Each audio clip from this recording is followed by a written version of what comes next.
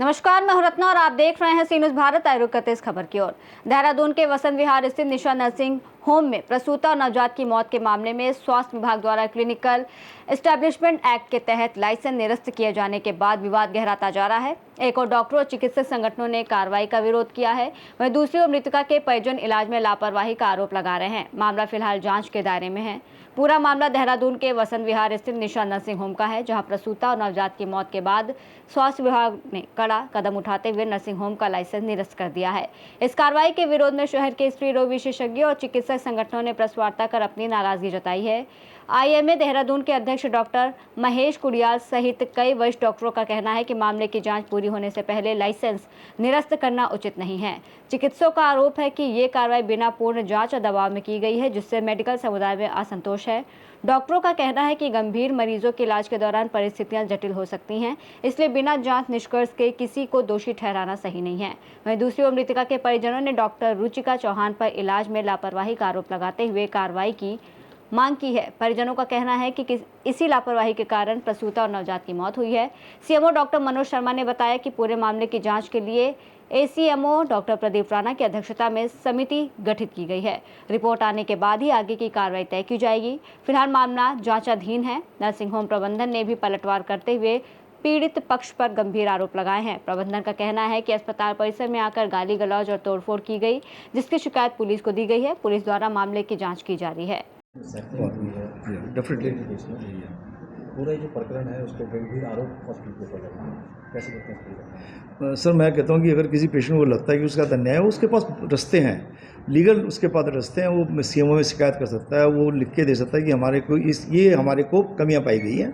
उसके लिए कोई उसके लिए मना नहीं करता। लेकिन वायलेंस पे उतरना और धरना देना और तोड़ फोड़ की धमकाना उसको, और बार बार इंटिमिडेट करना कि हम ये कर देंगे, हम यहाँ धरना कर देंगे, और सोशल मीडिया उठाने से डेफिनेटली उससे पूरी मिडिल कम्युनिटी हमारी उससे हर्ट हो रही है। और मुझे लग रहा है कि जितने भी गायनेकोलॉजिस्ट हमारे देहरादून में हैं या आसपास में, उनको अब ऐसे सीरियस केस लेने में हमेशा आगे से डर लगेगा। सर सजेशन मेरा ये कि जो भी अथॉरिटी जो भी एक्शन ले एज पर लॉ ले। एकदम पर नर्सिंग होम सील करना कोई सॉल्यूशन नहीं है उसका। आप प्रॉपरली जाइए, इंक्वायरी करिए, टेक योर टाइम। और अगर आपको लगता है कि किसी के यहाँ कोई कमी रह गई थी, इसमें कोई नेग्लिजेंस है, उसके अकॉर्डिंग लॉ के अकॉर्डिंग जो भी सजा होती है उसके लिए कोई मना नहीं करे। कोई डॉक्टर उसके अगेंस्ट नहीं है कि हमारे APMC में भी रेफर कर सकते हैं। वो उनका राइट है कि चाहे सीएमओ हैज़ अ राइट, वो चाहे अपने आप इंक्वायरी करे, चाहे वो APMC में रेफर करे, पर उनको करना चाहिए, वो करें उसके बारे में प्रॉपर तरीके पर। सोशल मीडिया में देना, बार बार जाके नर्सिंग होम पे, वहाँ पे नर्सिंग होम के आगे धरना देना, ये सोशली बहुत ख़राब लगता है। और सोशल मीडिया पे देना, आई थिंक ये बहुत ख़राब बात है। मैं doctor Ruchika Chauhan MBBS MS 5 साल से निशा नर्सिंग होम में काम कर रही हूँ। और ये जो भी दुखद घटना हुआ है मरीज़ के साथ, ये हमारी और पूरे डॉक्टर समाज की उनके साथ पूरी सहानुभूति है। और जो भी हुआ है बहुत दुखद है। लेकिन जो कटघरे में खड़ा कर दिया गया है, वो कोई मतलब हमें इतना सोशल ट्रायल दे दिया गया है मीडिया पे, फेसबुक पे। और ठीक है, उनको जो समझ में आया उन्होंने किया। उन्होंने कंप्लेंट भी किया, उसके चक्कर में हमारा हॉस्पिटल भी सील हो गया। उसके बाद भी हमारे हॉस्पिटल में अगले दिन 2 लड़के पी के आते हैं, दोबारा से हल्ला करते हैं, गाली गलौज करते हैं।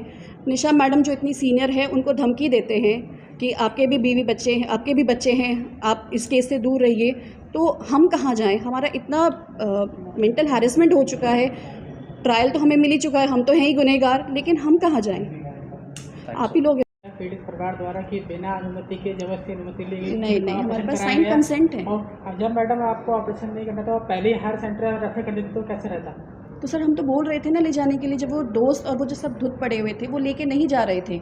हमने तो बोला था उनको, उन्होंने फ़ोन भी किया आगे जाके। घटना करीब जब आपने ऑपरेशन के लिए बोला उनको 4:30 बजे उसको दर्द वगैरह शुरू हुआ था, 4:40, तो 5 बजे तक फिर वो डिसाइड हो गया था। इन्होंने हमने इनको जैसे ही हम आए थे, हमने चेक किया, हमने बोला सब कुछ ठीक है, अभी हाल फिलहाल पेशेंट स्टेबल है, लेकिन बिगड़ते हुए देर नहीं लगती है, आप बेटर है आप इसको हायर सेंटर लेके जाइए, क्योंकि हमारा एक छोटा सा नर्सिंग होम है। तो लेकिन इन्होंने, इनके जो दोस्त थे, इन्होंने फ़ोन वगैरह भी किए, फिर पता नहीं आपस में ये लोग सलाह करते रहे, लेकिन ये लोग ले नहीं गए। सर जब उसको पेन हुआ, वही जो एब्रप्शन हुआ उसको, मतलब जो अवल नाल थी वो अपनी जो बच्चा था और जो प्लेसेंटा था वो सेपरेट हो गया, वहाँ ब्लड क्लॉट, बेसिकली वो कंसील्ड हेमरेज हो गया उसको, और उसकी वजह से धड़कन कम होने लगी और पेशेंट को काफ़ी पेन हुआ। तो इसकी वजह से निर्णय लिया गया कि इमरजेंसी में ऑपरेशन की आवश्यकता है। तो लेकिन तभी भी उसको बोला गया था कि आप इसको आगे लेके चले जाइए, उसकी माँ की रिक्वेस्ट करने पे, और उन दोनों के साइन कंसेंट पे हमने यह सिजेरियन किया है। देहरादून से सीनियर संवाददाता प्रवचन की रिपोर्ट। फिलहाल ये पूरा मामला जांच के दायरे में है और दोनों पक्ष अपने अपने आरोपों पर कायम हैं। अब देखना होगा कि जांच रिपोर्ट में क्या तथ्य सामने आते हैं और प्रशासन आगे क्या कार्रवाई करता है।